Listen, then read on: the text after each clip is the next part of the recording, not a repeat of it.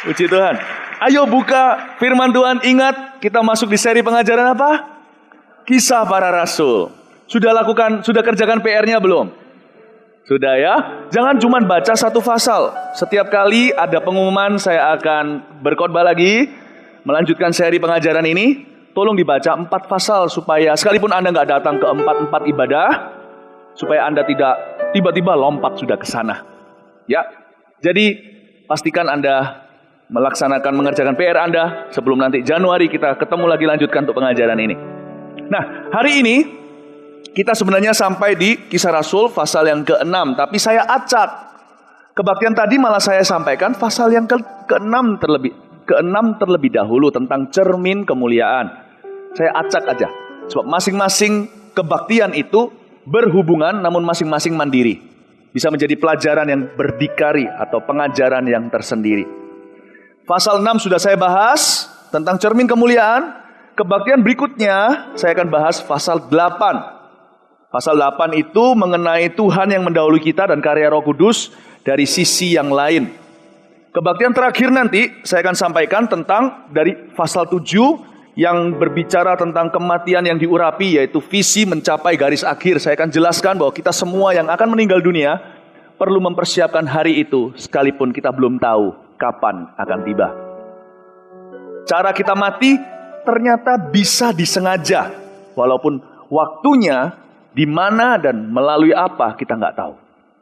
Semua pewahyuan ini kalau disingkapkan luar biasa. Nah, kebaktian ini saya akan sampaikan Kisah Rasul pasal 5 tentang Ananias dan Safira, bicara soal 2 batu peringatan sebagai fondasi iman kita. Tahukah bahwa Ananias Safira ini fondasi iman kita? Supaya jangan terulang. Saya mau bicara tentang double dose of the fear of God, atau double porsi takut akan Tuhan. Double porsi ganda roh takut akan Allah. Kita akan selesaikan sebisa mungkin dalam setengah jam. Sisanya Anda baca di rumah sendiri. Pakai imajinasi yang dikuduskan. Mohon Roh Kudus singkapkan. Karena firman itu kalau diterangi menjadi pewahyuan dan aplikasi yang luar biasa membawa kemenangan. Jangan sekedar dibaca. Kita nggak boleh cuman berhenti sampai written word atau firman yang tertulis. Harus spoken word atau firman yang direnungkan. Muncullah hikmat yang membuat kita jauh lebih pintar dari profesor-profesor kita. Sekalipun kita masih muda belia, kita bisa punya hikmat seperti Salomo. Dan hati kita punya keberanian untuk menumbangkan Goliat dan raksasa apapun di depan kita. Firman itu luar biasa, itu senjata. Kasihan mereka yang menganggap remeh firman Allah. Menganggap ini textbook yang sudah kuno. Segala profesi bisa menarik keuntungan yang tak terhingga dari sorga. Hanya lewat membuka buku tua ini, yaitu Alkitab. Kita buka sama-sama Kisah Rasul pasal 5. Ingat cara saya mengajar, dimanapun saya berhenti, kita akan mulai dari situ. Nggak tentu di akhir sebuah ayat, bisa tiba-tiba di sebuah kata. Ya, kita lihat Ananias dan Safira, 2 batu peringatan sebagai fondasi gereja Tuhan dan fondasi iman kita. Double dose, double porsi. Roh takut akan Allah. Ada seorang lain yang bernama Ananias. Berhenti. Katakan ada seorang lain. Nah, kita semua tahulah cerita Ananias Safira ini, sedikit banyak yang sudah Kristen sekian lama pasti ingat Ananias Safira ini nggak punya happy ending. Mereka mati gitulah ya. Mereka mati disambar sama Roh Kudus karena dosa yang flagrant, dosa yang mentang-mentang di hadirat Allah yang Maha Kudus. Kalau Herodes pernah ditampar sama malaikat, Ananias Safira disambar oleh halilintar kekudusannya. Itu kalau saya yakin mayatnya kalau sampai diotopsi ada gosong-gosong di seluruh tubuhnya. Karena Allah kita consuming fire. Allah kita adalah api yang menghanguskan. Ananias Safira, ada kata luar biasa di sini. Ada seorang. Kok bisa ya? Pasal 5 ini mereka lagi di tengah-tengah kebangunan rohani loh. Kok bisa ada seorang Ananias? Apalagi Safira. Ikut-ikutan suami istri ini. Kok bisa? The world is not perfect. Tidak ada yang namanya gereja yang sempurna. Kalau Anda mau cari seluruh dunia, gak ada yang namanya umat Allah yang sempurna. Ada sih, sebelum kita bergabung ke gereja itu. Gini loh, saya selalu punya pandangan, tidak pernah saya mau punya sikap hati yang menyalahkan orang. Kalau kita mau mengukur dengan takaran, ukurlah orang lain lebih tinggi dari diri kita. Dengan cara begitu kita selalu bisa merendahkan hati di tangan Tuhan yang kuat. Saya punya pandangan begini, Mawar Sharon ini dulu gereja sempurna sampai yang namanya Philip Mantova bergabung di dalamnya. Sebenarnya nggak boleh ada satu orang saja yang punya perasaan gitu. Harusnya Anda juga punya perasaan begini. Gereja ini dulu sempurna sampai saya bergabung di dalamnya. There is no perfect church. So it's alright. Jadi nggak apa-apa untuk kita nggak sempurna. Pelajaran pertama dari Ananias Safira. Tuhan Yesus 12 rasul kurang apa? Dididik secara langsung, nggak lewat seminari. Tapi satu gugur atas pilihannya sendiri. Bukan salahkan Tuhan. Ingat, bagian kita juga ada. Yudas Iskariot membuat pilihan. Sedangkan Petrus memilih untuk bertobat, menyesal dengan begitu pahit sekalipun dia menangis terseduh-seduh, tapi dia berbalik kepada Tuhan. Yudas memilih untuk menggantung diri. Nah, kalau Yesus aja bisa ada satu kebobolan seolah-olah. Dan di zaman Filipus mengalami kebangunan rohani di Samaria, terjadi showdown antara Simon versus Simon. Simon si penyihir lawan Simon Petrus. Padahal dia dibaptis loh. Dia percaya Tuhan loh, kelihatannya. Tapi ternyata dia menawarkan Simon Petrus untuk membeli karunia Roh Kudus dengan harta. Dan Petrus langsung menegur dia di tempat. Kok bisa ya di tengah-tengah kebangunan rohani Samaria yang begitu luar biasa, bisa muncul orang-orang seperti ini. Saya beritahu sama Anda, bahwa tidak ada sempurna yang sempurna. Kita nggak tinggal di dalam hidup yang sempurna. Jadi, jangan menuntut diri berlebihan. Itu nggak menambah kekudusan kok. Membuat frustrasi iya, membuat kita kembali ke jalan yang salah iya. It's okay not to be perfect. Nggak apa-apa kalau kita nggak sempurna. Asal pelajaran dari Ananias Safira adalah jangan lakukan satu dosa ini aja, maka ada pengharapan selalu bagi Anda untuk dipulihkan. Selalu ada iman untuk kemenangan. Yang kita lihat sekarang ayat kata berikutnya ya. Ada seorang lain yang bernama Ananias, ia beserta istrinya Safira menjual sebidang tanah. Jadi masalah mereka bukan uang, masalah mereka kejujuran. Uang tidak jahat, tapi hati itu yang bisa jahat. Mari kita lihat ayat kedua. Dengan setahu istrinya, ia menahan sebagian dari hasil penjualan itu, dan sebagian lain dibawa dan diletakkannya di depan kaki rasul-rasul. Dari sini kita tahu bahwa integrity itu harga mati. Integritas itu mutlak. Ia menahan sebagian dari hasil penjualan itu. Istilahnya begini loh, suatu hari ada persembahan sulung di gereja. Mereka bawa uang, Ananias Safira jual rumah, katakan 500 juta. Per meternya sudah naik, properti lagi hot. Pada waktu datang ke gereja, gak ada yang suruh bawa uangnya, dia taruh dan dia mengaku itu 100% hasil penjualannya. Petrus yang penuh dengan Roh Kudus tidak bisa ditipu, berkata, gak benar kan? Sebelum uang ini kau bawa ke gereja bukannya itu milikmu. Kenapa kau bawa kemari? Mengaku-ngaku lagi. Tahukah engkau, ini adalah pesan yang Petrus bawa secara rohani bagi setiap kita yang hari ini membaca firman. Tahukah Anda bahwa half a lie, half the truth is a lie. Kebenaran yang setengah sama dengan sebuah dusta. Dia menahan sebagian dari hasil penjualan itu dengan sepengetahuan istrinya. Mari kita punya integritas yang tinggi. Bahwa Ananias Safira menjadi suatu pelajaran yang berharga buat setiap kita. Untuk kita selalu jujur sekalipun dunia berkata kita bodoh untuk melakukannya. Kita tetap harus jujur sama Tuhan, sama manusia. Sekalipun dunia berkata tidak perlu. Itu prinsip yang kita tangkap dari 2 ayat ini saja. Yang namanya dusta itu gak melulu kebohongan. Kejujuran yang separuh itu sama dengan tipu muslihat. Kalau kita mau betul-betul berjalan dengan Roh Kudus, kita harus kudus di area ini. Kita lihat ayat yang ketiga. Ananias Safira berhenti berjalan dengan Roh Kudus dan dia mulai berjalan dengan roh jahat. Jadi orang Kristen pun bisa dikuasai setan. Karena satu celah kecil sekali yang terbuka, setan bisa masuk satu neraka dalam hidup kita. Ayat 3, tetapi Petrus berkata, Ananias, mengapa hatimu dikuasai iblis sehingga engkau mendustai Roh Kudus dan menahan sebagian dari hasil penjualan tanah itu? Berhenti di sana, saya tahu semua dosa sama aja. Jangan pernah ada yang berkata dosa ini lebih kecil, dosa itu lebih besar. Aku gak seperti dia. Dia itu pendosa seperti orang Farisi di bait Allah. Aku puasa 2 kali seminggu. Aku memberi sedekah. Aku tidak seperti pemungut cukai itu yang pukul-pukul dadanya di dalam bait Allah, menyesali perbuatannya. Betapa kotornya orang itu. Di mata Tuhan gak ada dosa besar kecil. Adam dan Hawa berdosanya apa? Mereka bukan membunuh, tidak selingkuh, karena saat itu tidak ada selingkuhan. Adam gak tertarik sama gajah. Saudara tahu nggak, dosa mereka simpel yang mendatangkan maut atas seluruh dunia bergenerasi-generasi, beribu-ribu generasi kemudian hingga hari ini. Cuman ambil buah, terlarang. Apa itu dibandingkan dengan orang yang mutilasi? Apa itu dibanding dengan orang korupsi? In God's eyes, there is no small sin nor big one.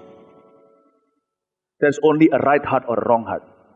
Di dalam mata Tuhan, tidak ada yang namanya dosa besar kecil, yang ada cuma hati benar atau hati salah. Amin. Namun demikian, ada satu dosa, saya mohon seluruh jemaat untuk kita komitmen sampai tahun depan. Ini kan penghujung tahun. Kita buat satu komitmen untuk tidak pernah, untuk melawan secara sengaja agar dosa ini jangan pernah masuk di dalam hidup kita, membuka celah untuk seluruh neraka. Dosa itu namanya dusta. Gini loh, kita bisa salah di area lain, saya tidak benarkan loh, jangan salah ngerti. Saya tidak halalkan dosa, apapun salah. Alkitab mengatakan, kitab Roma, kalau orang kalau menggenapi seluruh hukum Taurat, cacat satu aja, dia cacat semua. Susah banget, makanya itu kita diselamatkan dengan kasih karunia. Tapi saya mau beritahu, ada satu dosa, jangan pernah dilakukan. Saya beritahu sama anak-anak saya didik mereka dari kecil, sekalipun mereka masih kecil. Kalian bisa tidak sempurna, gak apa-apa. Kalian diberikan di dalam hidup mami, daddy, dalam keadaan mentah, bayi, telanjang, tidak bisa apa-apa. Kalian bisa berbuat salah, kadang ini itu, mami daddy tidak berharap begitu. Supaya kalian menempuh jalan yang lebih tinggi, kalian mengerti sendiri, mami daddy berdoa. Supaya kalian punya panggilan yang lebih tinggi. Namun demikian, satu hal yang tidak akan pernah ditoleransi oleh papa mamamu. Bohong, tidak boleh ada di rumah ini. Orang yang jujur, punya harapan untuk dipulihkan, apapun kesalahannya. Karena Tuhan sendiri berkata, Tuhan itu cinta orang yang berjiwa jujur, tidak ada tipu di dalamnya. Mazmur 103. Hati yang remuk itu tidak dipandang hina. Asal orang itu jujur, selalu ada harapan untuk dipulihkan. Asal orang itu jujur, saya mending didatangi orang yang berkata, Ko Philip, anak muda contohnya, saya tidak bisa bebas dari masturbasi. Tolong saya. Orang seperti itu, kami sudah tolong bukan jumlahnya 1-2, tapi ribuan yang sekarang hidup bebas merdeka, punya hidup yang lebih bermakna daripada orang yang menyembunyikan dosanya. Sebab dosa yang satu ini namanya dusta, membuat kita langsung tidak menjadi adopsi bapaknya, tapi langsung jadi anak kandungnya, karena dia adalah bapak segala dusta. Setan punya gelar, bukan bapak segala zina, sekalipun zina sama parahnya. Dia bukan bapak segala pembunuh, semua pembunuh. Kenapa Yesus address atau menyebut iblis, si Lucifer, naga tua itu, ular tua itu, dengan satu gelar saja? Kenapa Tuhan single out atau Tuhan mengkhususkan secara eksklusif satu dosa ini? Bukan karena dosa ini spesial. Tapi siapa yang mulai mahir dalam perkara kecil di dalam dosa ini, sebentar lagi akan membuka pintu untuk segala dosa yang lain masuk. Siapa yang bisa berbohong, akan menyembunyikan 1001 dosa. Siapa berdusta, masuklah setiap tipu muslihat neraka dalam kehidupannya dia. Karena itu Yesus tidak menyebut si Lucifer itu bapak segala zina. Disebutlah sebagai bapak segala dusta. Sebab di mana ada kejujuran, zina tidak bisa tumbuh di situ. Di mana ada ketulusan, cinta akan uang tidak bisa hidup. Di mana ada kerendahan hati yang disertai kejujuran, perpecahan gereja tidak terjadi. Semua bisa ditanggulangi. Tapi sekali ada dusta, semuanya abu-abu. Tidak ada satupun yang bisa diobati. Karena itu Yesus berkata, dia bapak segala dusta. Dusta kecil dari sisi kita membuat kita langsung berubah dari seorang adopsi menjadi anak kandung si iblis sendiri. Never lie. Never ever lie. Buat sebuah keputusan di akhir tahun ini. Belajar dari Ananias Safira. Tahun depan, aku tidak tentu lebih kaya. Aku tidak tentu lebih hebat. Tidak tentu memenangkan lebih banyak jiwa. Tapi buat aku, lebih jujur dan tulus dan transparan kepadamu Roh Kudus. Itulah permulaan urapan yang dahsyat dan melipat ganda dalam kehidupannya. Beri tepuk tangan untuk Tuhan Yesus. Haleluya. Message pesan seperti ini sudah tidak populer lagi di dunia ini. Tapi tahukah, sebuah tetes kejujuran bisa menyelamatkan seluruh Indonesia? Just if. Siapa kalau bukan gereja yang menyuarakan? Siapa kalau bukan anak-anak Tuhan, bait suci Roh Kudus ini yang exemplify atau mendemonstrasikan what honesty is all about. Saya tidak minta pelayanan yang besar dalam hidup saya. Buat Philip ini Tuhan, seorang yang jujur selalu di hadapan-Mu. Udah, sisanya itu urusan Tuhan. Urusan saya, I take care of this part of mine. Itu aja. Sisanya Tuhanlah yang akan bingung membesarkan kita. Amin Bapak Ibu Saudara. Ananias Safira. Jangan lihat itu, hukumannya ketakutan. Sebelum hukuman, lihatlah mengapa Allah melakukan itu. Berarti Allah melihat bahwa ini potensi kanker yang luar biasa. Dan celakanya, ini sudah menjadi standar yang dikompromikan di dalam banyak gereja hingga hari ini. Makanya gereja tidak punya lagi gigi untuk menggigit. We have become the same. No, not this church. Amin, Bapak Ibu Saudara. Mari kita sekarang lihat ayat berikutnya. Ayat 4. Selama tanah itu nggak dijual, bukankah itu tetap kepunyaanmu? Kenapa ngaku-ngaku 250 juta rupiah? Petrus bukan mengejar 250 juta yang satunya loh ya. Dia berkata, itu nggak mau. Sebelum kau beri, itu kan uangmu. Petrus memperjuangkan kejujuran. Dia bukan memperjuangkan harta duniawi, tapi harta sorgawi. Sebab uang bisa habis, kepercayaan adalah modal yang kekal. Apa yang paling kekal di dunia ini? Sebelum kita ke sorga, hanya satu, kejujuran. Selama orang ada itu, hampir selalu digaransi pekerjaan dalam kehidupannya dia. Kepandaian itu bisa menyusul. Orang kepercayaan, mana cari. Makanya itu, seringkali kita punya usaha, harus keluarga sendiri yang take care. Mau tahu kenapa? Karena kita tahu keluarga tidak akan menusuk. Bayangin kalau seluruh dunia ini keluarga, betapa besarnya usaha kita. Bukankah itu harusnya kerajaan Allah? Bukankah gereja harus begitu seharusnya? Tapi celakanya, di gereja kadang-kadang masih ada orang ciak sana sini. Nah itu nggak boleh terjadi. Jemaat Mount Sharon nggak boleh ada reputasi seperti itu. Kalau ada yang seperti itu sampai bawa kolong langit manapun, bawa kolong ranjang manapun, saya akan cari. Amin. Kita lanjutkan. Selama tanah itu nggak dijual, bukankah itu tetap kepunyaanmu? Dan setelah dijual, bukankah hasilnya itu tetap dalam kuasamu? Mengapa engkau merencanakan perbuatan itu di dalam hatimu? Engkau bukan mendustai manusia, tetapi mendustai Allah. Ketika mendengar perkataan itu, rebahlah Ananias.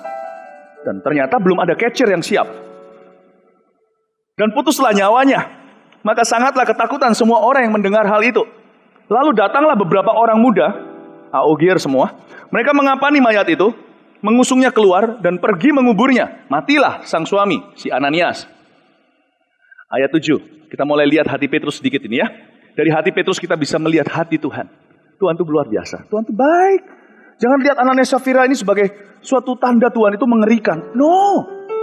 Tuhan lakukan ini karena ada sebuah bahaya yang lebih besar menanti. Dimasukin di firman Allah sebagai contoh untuk kita, batu peringatan untuk iman kita. Kalau tidak, sekali ini dibiarkan menyebar jadi kanker yang stadium terakhir dan habislah mempelai Kristus menjadi pelacur.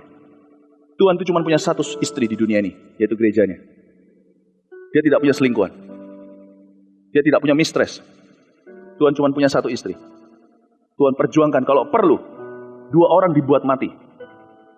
Supaya istri itu tidak seperti istri Hosea yang melacurkan diri kemana-mana. Kejujuran bagi Tuhan itu sama dengan keperawanan ketika seseorang masuk ke pernikahan di mata Allah. Kejujuran kita setiap hari sama dengan kesetiaan suami istri tanpa orang ketiga. Allah menjunjung tinggi nilai ini. Saya beritahu kepada Anda, bukan dengan berapa besar iman Anda ditumpang tangani oleh pendeta siapa, Anda bisa jadi besar. Tapi seberapa besar Anda mengenal dia dari dalam, yang membuat Anda menjadi seorang legendaris, dimanapun Allah meletakkan Anda. Amin Bapak Ibu Saudara. Kira-kira 3 jam kemudian, ayat 7. Masuklah istri Ananias. Kenapa? Dia cari suaminya, kok belum ditelepon-telepon di cellphone-nya. Ini kok belum bunyi-bunyi nih, si suami di mana? Tapi ia nggak tahu apa yang telah terjadi. Kata Petrus kepadanya, katakanlah kepadaku dengan harga sekiankah tanah itu kamu jual? Jawab perempuan itu, betul sekian. Tunggu, ini pertanyaan jebakan bukan? Bukan. Kenalilah hati Petrus seorang gembala. Dia yang menulis 1-2 Petrus dan sebagainya. Dia menjelaskan lewat surat-suratnya hati seorang pastor. Dia sendiri yang mengajarkan jangan gembalakan domba dengan paksa, tapi jadilah teladan. Ini hatinya gembala Petrus ini, meskipun urapannya seorang penginjil. Amazing. Sama dengan hati kami untuk setiap jemaat hari ini. We love you so much. Love isn't afraid to tell you what you need to hear. Kasih tidak takut memberitahu kepada Anda apa yang harus Anda dengarkan. Saudara, saya mau jelaskan kepada Anda di sini. Kata Petrus padanya ini seolah-olah seperti jebakan. Safira, betulkah? Sekiankah tanah itu yang kamu jual? Di dalam hatinya ketika Petrus tanya, dia berteriak, Roh Kudus, tolong ketuk hatinya Safira agar jawabannya benar. Dengan harapan Petrus lakukan ini, bertanya ini, karena dia mau segera meluruskan. Di kebaktian pertama saya jelaskan bahwa sebagai pemimpin dimanapun kita diletakkan, direksi, atau kita sebagai pendeta, atau kita di dalam perusahaan, kepala keluarga, atau yang punya toko, dan sebagainya, atau manajer, atau di bank, dan sebagainya. Pokoknya, dimanapun kita diletakkan, kita harus cakap dan cekatan langsung menindaklanjuti sebuah masalah ketika baru timbul. Libatkan urapan dan Roh Kudus dari tahap awal. Jangan nanti kalau stadium terakhir baru berteriak dengan putus asa. Bukan berarti Roh Kudus kalau kasusnya mudah bisa sembuhkan. Kalau sudah terlambat, gak ada kata telat di dalam Tuhan. Lazarus pun dibangkitkan. Tapi yang pandai, yang punya hikmat Allah adalah orang yang melibatkan Tuhan dari tahap awal. Karena akan menjadi sebuah perjalanan yang luar biasa dengan Roh Allah. Dan kita gak perlu buang waktu dengan sia-sia. Petrus ini sebagai seorang direktur atau menjadi seorang manajer kasih karunia yang luar biasa. Ketika dia lihat ini, dia gak cuma lihat satu pasang suami istri bohong. Dia melihat kalau ini kebobolan akan menjadi kebudayaan yang akan turun-temurun. Dia bisa envision atau bisa membayangkan kita hari ini 2000 tahun kemudian. He envision it. Ini harus segera ditanggulangi. Karena itu Petrus tanya. Sampai ke istrinya pun tidak diluputkan. Harapan dia adalah kalau bisa cepat menyelesaikan masalah ini. Ketika baru timbul. Sebelum jadi kanker yang tidak bisa lagi diselesaikan. Luar biasa loh. Ini hati, ini otak Salomo. Tapi hatinya lihat. Dia berteriak di hati. Ketika saya bisa bayangin meskipun tidak ditulis. Karena ini sama-sama profesi. Dilarang saling mendahului. Petrus ini pengkhotbah, saya juga pengkhotbah. Dia ini pendeta, saya juga pendeta. Saya ngerti hatinya, dia gembala, saya juga ngerti. Saya hatinya gembala, makanya itu kalau jemaat baca ini gak ngerti ke situ. Saya ngerti. Kenapa? Sama-sama perasaannya. Saya lihat, Petrus itu berteriak di hatinya. Semoga kau ketok hatinya, Safira jangan kasih jawaban yang salah. Petrus kepingin menyelamatkan belahan kedua dari pernikahan ini.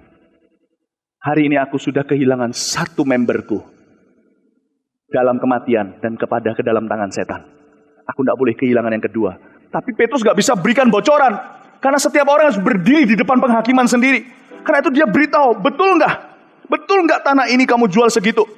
Jawabnya, betul sekian, bohong lagi. Langsung kita tahu ceritanya, mati. Saya yakin hati Petrus luka sekali. Paulus berkata, siapa yang meninggalkan Tuhan, aku tidak turut merasa pedih.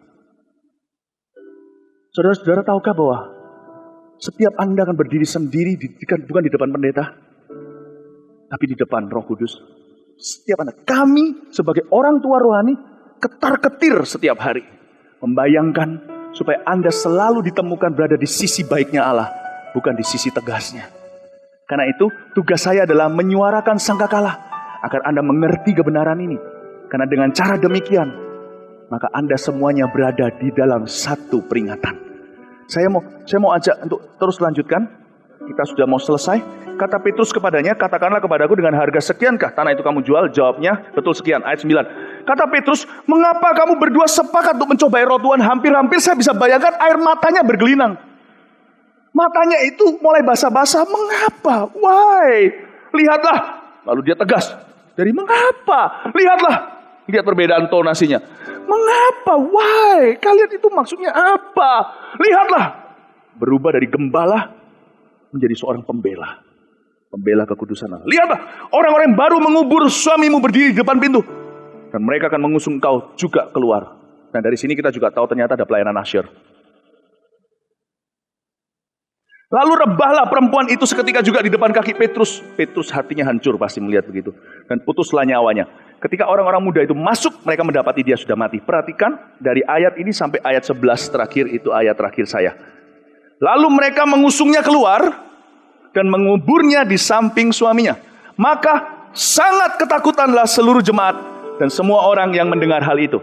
Ketakutan yang seperti ini perlu, karena itu Ananias Safira adalah batu peringatan sebagai fondasi iman kita. Tuhan gak kasih satu loh ya, Tuhan kasih dua. Kalau soal takut akan Allah, dia kasih double porsi ganda, supaya kita tidak lupa.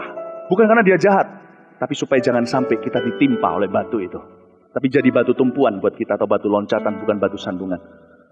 Ada orang berkata di zaman dimana semua firman-firman khotbah-khotbah lebih cenderung ke arah feel good, motivasi positif. Who's gonna do the dirty work? Siapa yang akan melakukan pekerjaan kotornya? Tahukah ketakutan seperti ini tidak mengambil atau mengurangi kebahagiaan kita, justru menjadi gerbang sorga terdekat di sekitar Anda untuk menciptakan kepuasan batin yang tiada duanya dalam hidup kita. Ada dua ketakutan.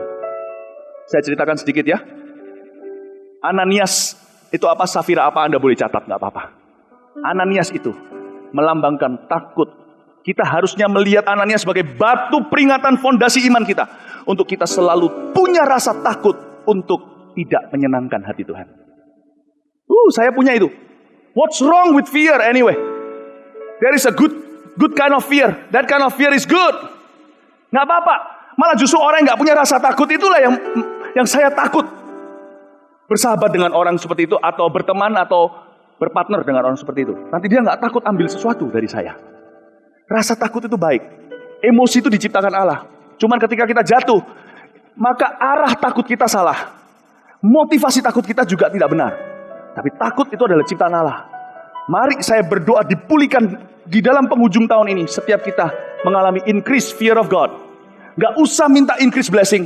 Otomatis akan meningkat sendiri. Satu, takut. Ananias bicara tentang takut untuk tidak menyenangkan hati Tuhan. Safira bicara tentang takut konsekuensi dosa. Jadi ada baiknya kalau kita itu takut konsekuensi dosa. Ada satu orang datang ke saya, Pak, saya takut, Pak. Saya takut untuk berdosa, jatuh lagi di dalam dosa ini. Kenapa? Kan dikhotbahkan di gereja. Saya tahu ada di firman Allah, kalau Tuhan bisa datang setiap saat, kapan saja. Lah gimana kalau saya sedang berdosa nih, lalu tiba-tiba rapture atau pengangkatan terjadi, kan saya ditinggal. Ilmu konseling mengajarkan kepada kita kalau ada orang rasa takut gitu, untuk cepat-cepat kita siram dengan air dingin lewat mulut kita, lewat kata-kata kita, supaya dia merasa feel good again. Tapi Roh Kudus beritahu sama saya, biarin. Takut itulah rem hidupnya. Waktu saya mau beritahu, sudahlah jangan takutlah, jangan berpikiran berlebihan, Roh Kudus malah bilang sama saya, suruh dia berpikir demikian.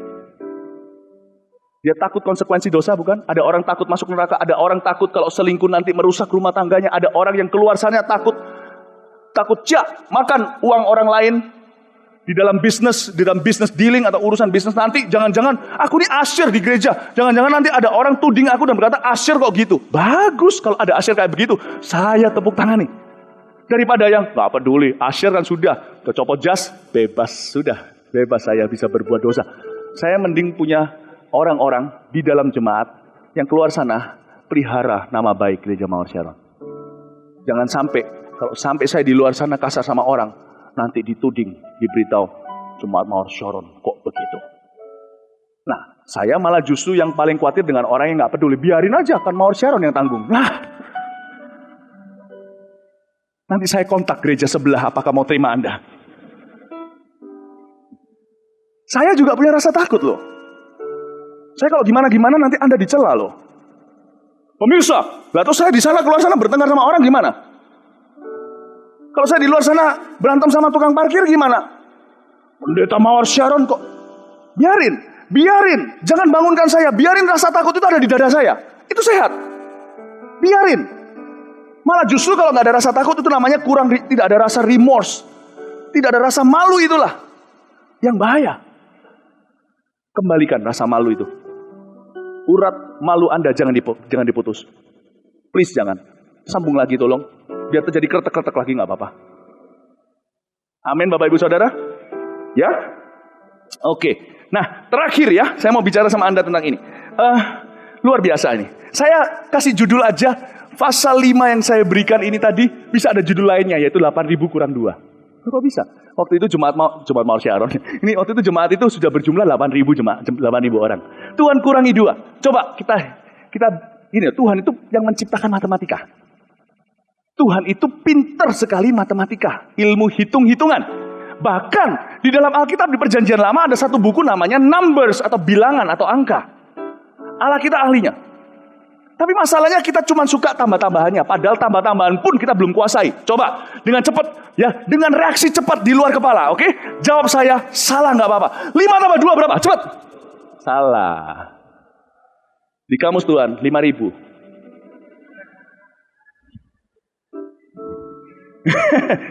Anda harus tahu loh ya.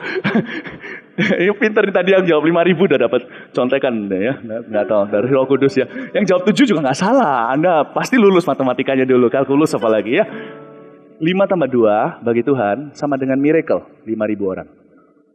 Tapi untuk Tuhan membawa revival 8.000 harus dikurangi 2. Berapa banyak di antara kita want more? We just want more. But there is something in you. Harus ada sesuatu di dalam diri kita yang masih harus diambil. Baru more itu bisa datang. Jangan cuma mau tambah-tambahannya. Kita mau dipromosi, mau ditinggikan. Tapi kita nggak mau pride atau kesombongan itu diambil. Anda mau ditinggikan? Kurangi dirimu dari rasa angkuhmu. Rendahkan hatimu di bawah tangan Tuhan yang kuat. Tuhan yang mengangkat raja menurunkannya. Tuhan bisa meninggikan. Sebab peninggian itu promosi bukan datang dari barat dan timur, kanan dan kiri, tapi dari atas. Anda mau ditinggikan? Firman Tuhan berkata jelas, rendahkan dirimu di bawah tangan Tuhan yang kuat. Tuhan menentang orang congkak, mengasihani orang yang rendah hati. Jangan ngotot ditambah-tambahannya. Pelajari kurang-kurangannya Tuhan. Saya hari ini menjelang akhir tahun, saya sarankan untuk Anda, saya mau puasa nanti. Setelah kembali dari Israel Palestina, minggu depan saya pergi, saya pulang untuk Christmas di sini. Saya akan khotbah Christmas, lalu habis itu penutupan tahun, tanggal 31. Jika Anda masih ada di sini, kita berdoa sama-sama cari hadirat Allah. Untuk memulai tahun depan dengan Kristus dulu. Secara pribadi, bukan sebagai seorang pengkhotbah hari itu, saya punya satu agenda yang mau saya bawa pada tanggal 31. Apa itu? Saya ingin bicara sama Tuhan begini. Lord, sorry kalau aku terlalu banyak push untuk tambah-tambahanmu. Please, take whatever you want to take from my life. Whether that's an unforgiveness on my part, atau saya, ambillah apapun yang kau mau ambil di dalam diriku. Sebelum kau harus bertambah, aku harus juga makin berkurang, bukan? Ambillah di dalam diriku segala dendamku mungkin terhadap orang lain. Apa kebiasaanku yang tidak berkenan kepadamu? Bukan supaya aku masuk surga, tapi supaya takaran kerajaan Allah ditambahkan di dalam kehidupan saya. Menurut DNA, blueprint panggilan Allah di dalam kehidupanku. Saya mau berdoa begitu. Untuk berdoa begitu, saya takut setengah mati terus terang. Saya mau puasa dulu. Saya mau mempersiapkan untuk tahun 2014, saya nggak mau jalan asal-asal.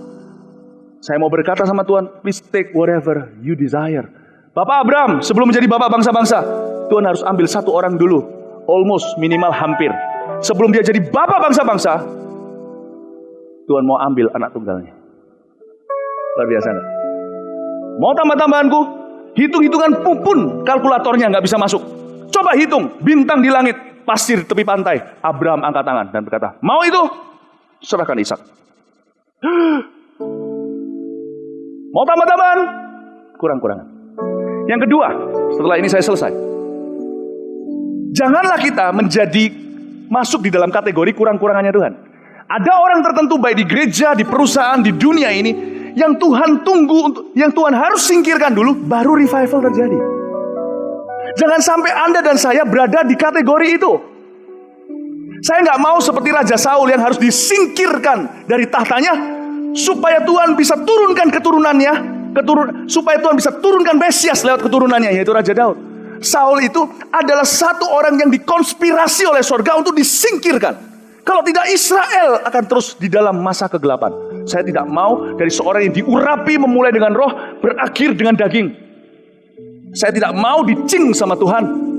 Saya tidak mau dimasukkan di dalam komputernya di atas sana, diberitahu malaikat, orang ini harus singkir dari gereja itu. Kalau tidak akan pernah terjadi kebangunan rohani di sana. Karena dia menghalangi orang muda atau orang baru. Saya selalu mau jadi tambah-tambahnya Tuhan Yesus. Mau kebangunan rohani? Kirim orang itu, tambahkan. Di benua ini benua ini mati, kirim hambaku ke sana. Di perusahaan ini, kirim dia untuk bisa mengubah suasana.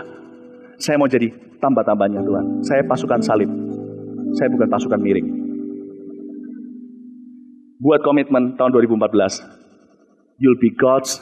Tuhan akan menjadikan Anda tambah-tambahannya. Dan saya berdoa, segala sesuatu yang indah ditambahkan dalam kehidupan Anda. Berikan tepuk tangan bagi Tuhan Yesus. Haleluya. Mari kita semua berdiri sama-sama. Haleluya. Basuh aku di dalam darah-Mu, Anak domba. Jamah bibir, luruskan hatiku dengan Roh-Mu. Ku rindu kemuliaan Tuhan, lebih dari segala harta. Jadikan ku hamba berkenan kepadamu.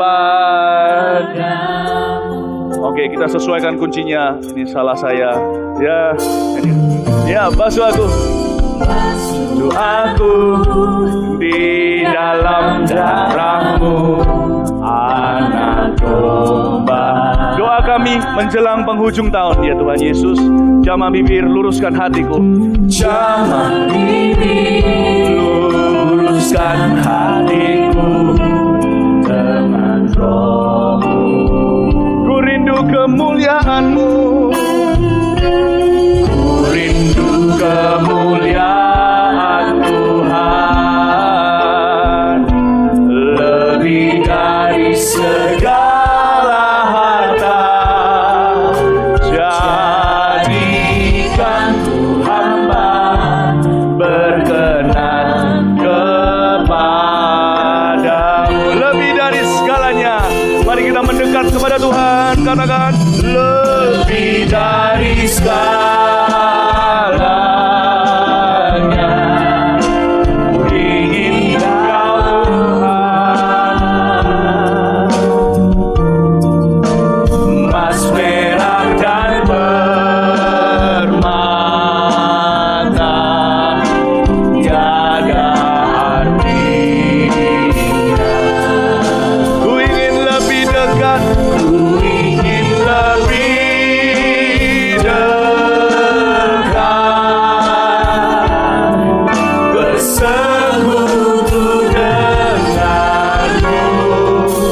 Jadikan ku hamba setia kepadamu. Sekali lagi, basuh aku, basuh aku. Lebih dari segalanya, ku ingin Kau Tuhan, emas, perak, dan permata tiada artinya. Ku ingin lebih dekat, ku ingin lebih dekat, bersekutu denganmu. Jadikan ku hamba setia kepadamu, lebih dari segalanya. Haleluya. Lebih dari segalanya, ingin Kau Tuhan, emas, perak, dan permata tiada artinya. Ku ingin lebih dekat, ku ingin lebih dekat, bersekutu denganmu. Jadikan ku hamba setia kepadamu. Jadikan ku hamba, jadikan ku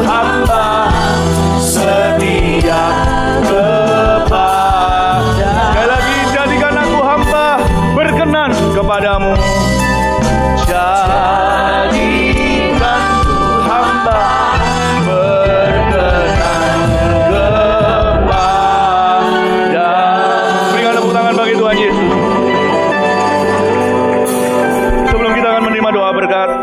Saya ingatkan bagi saudara yang membutuhkan pelayanan lebih lagi, pelayanan doa, di bawah ada mitra doa.